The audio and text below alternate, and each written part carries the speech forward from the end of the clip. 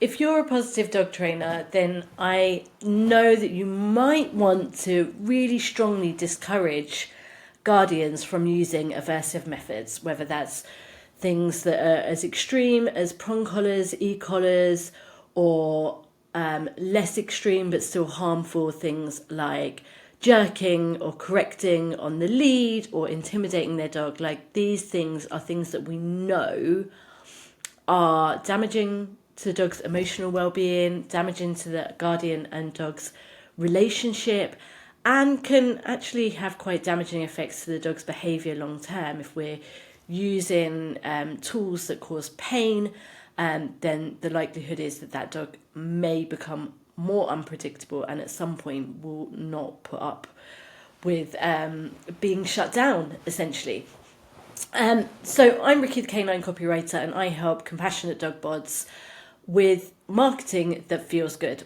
Now, I wanted to jump on to talk about this because what I see quite a lot on social media is dog trainers who are bold enough to talk about the aversive tools being used. And I think that's really important. Some people don't feel comfortable addressing these things at all through fear of backlash, trolls, aversive community balance trainers jumping on and having a pop at them. And I think it's really courageous, really brave, and really important and really valuable that the trainers that are brave enough create this kind of content. However, what I also feel is that this isn't necessarily helping the people that we want to help, the guardians who are struggling with their dogs.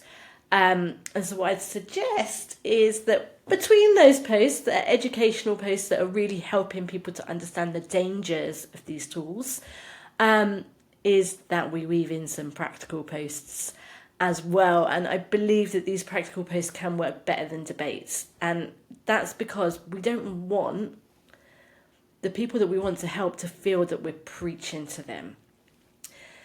Generally, when guardians reach for aversive tools or take advice from an aversive or balanced trainer, the situation that they're in is very fraught with emotion. They're very desperate, or they don't realise the damage. So your educational posts that kind of explain the damages are one piece.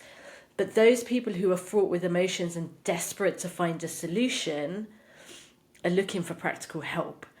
And rather than trying to convince them about our methods being better, it would be far more effective if we actually start giving them practical tips about things that they can do. Now, I know you might be sitting there and saying, but Ricky, it's far too nuanced. I can't tell somebody who's struggling with a guardie dog or a reactive dog or a dog who leaps all over people or whatever the problem is, what to do, because there's lots of pieces to it, and we need to consider, is the dog's needs being met? What environment is the dog living in? Is the dog in pain? I know that. But ultimately, the truth is that the majority of people are going to look for free information or cheap information before they invest in a professional. And that's just human nature. We go to Google now more than ever. People go to TikTok or YouTube right here to find information. And we're not going to avoid that. But if you can show up and give them practical help that makes a difference, you can build a connection with them and get them to start to trust you, much like you would be doing with a dog, right? Or encouraging them to do with their dog. Focus on relationship first, focus on building trust, focus on helping that individual. Then when they are ready to invest, they're far more likely to choose you versus the dickhead up the road with a prong collar or an electric collar, or who's going to scare the crap out of their dog and try and dominate them into doing what they want, scare them into doing what they want.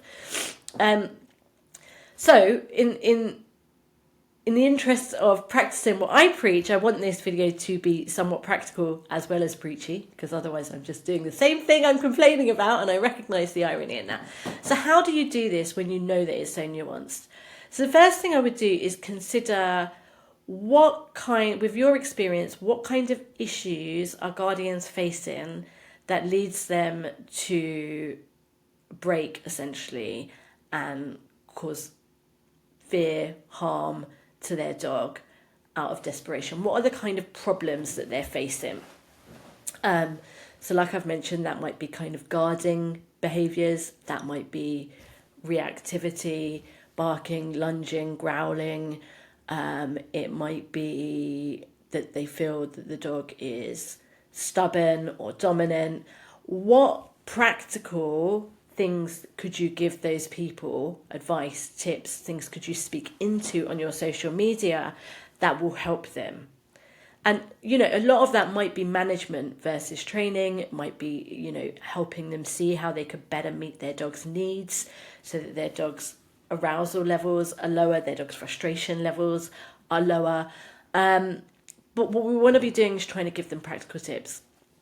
And annoyingly, if there's one thing that aversive trainers do quite well, it is kind of showcasing what people can do to overcome their problems. We have to remember that the people that are falling foul of these horrible methods are generally not bad people, but they're in quite a bad emotional state. They're quite desperate. So what could you give to those people? What are the kind of things that you would do initially with a client that are not, so you're not going to solve the long-term problem in a social media post, but what small tips and advice that's practical, like actually like do this, not don't do this, don't do this, don't do this, with no counter to it. I kind of think of it a little bit like, we say when it comes to dogs, don't just scream at the dog, don't do that, stop doing this. No. Tell the dog what to do instead. Yeah? And we need to be doing the same with the guardians, because that's how you're going to help the dogs and the people. I had this example in my head of I've got 2 young children myself and 2 dogs. And when my kids are very kind of well versed in what to do around dogs, but when their friends come over, sometimes one of my dogs is quite jumpy and excitable. They come over, Ruby starts jumping all over them, they start screaming and running up and down. Now, if I just screamed no at all of them, the carnage would continue and likely get worse, right? Instead, what do? I coach the child to stand still, stop screaming, so that I can then do something with Ruby to call her away and give her an outlet for that excitement and pent-up frustration that she's got. So I'm telling both of those parties what to do rather than what not to do. I don't say, don't run around. I say, stand still. I don't say, don't scream. I say, be silent, or be quiet. These are the same things that we need to be doing on social media. I know that's maybe not the best example, but I hope it kind of gives you a little bit of okay, I see where you're coming from. So I hope you find this helpful and that you can, they don't have to be complicated. They can be really simple steps. In fact, it's better if they're simple steps because then people can actually take them. So have a think about the kind of problems that the people that you want to help and that often reach for aversives, or often sometimes fall foul of them. What problems do they have?